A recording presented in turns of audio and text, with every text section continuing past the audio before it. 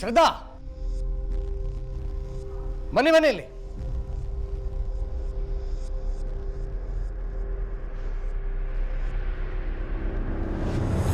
ಕೂತ್ಕಣಿ.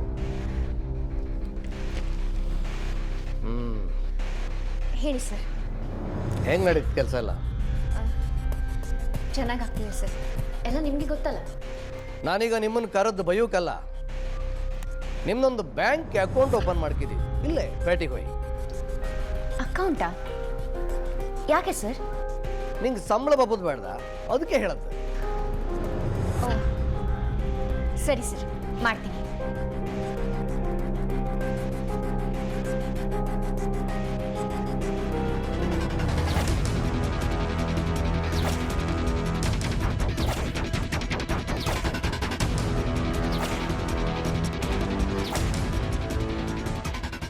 ನಿಮ್ದು ಸಂಬಳ ಎಲ್ಲ ಬ್ಯಾಂಕಿಗೆ ಬರೋದು. ಈಗ ಅದಂತೂ ಕಂಪ್ಯೂಟರ್ ಎಲ್ಲ ಕೆಲಸ ಭಾಳ ಸುಲಭದಂಗೆ ಆಗ್ತೈತಿ. ಹಂಗಾಗಿ ನೀ ಬ್ಯಾಂಕಿಗೆ ಹೋಗಿ ಒಂದು ಅಕೌಂಟ್ ಓಪನ್ ಮಾಡ್ತಾರೆ. ಹಾಂ ಸರ್, ಹಾಂ ಸರ್, ಆಯ್ತು.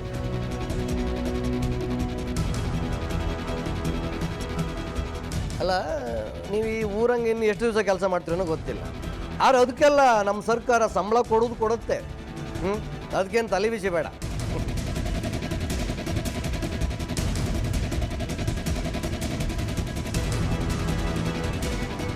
ದೇವ್ರೆ, ಭುವನ್ ಬಗ್ಗೆ ಯಾಕಪ್ಪ ಬರ್ದಿದ್ದಾರೆ ಪೇಪರಲ್ಲಿ?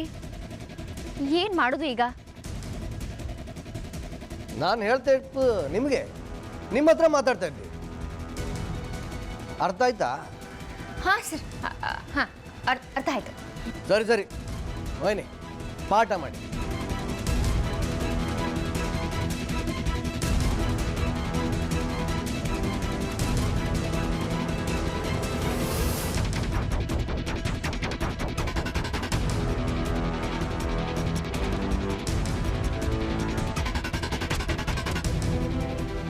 ಏನ್ ಮಾಡ್ಲಿ ನಾನೀಗ?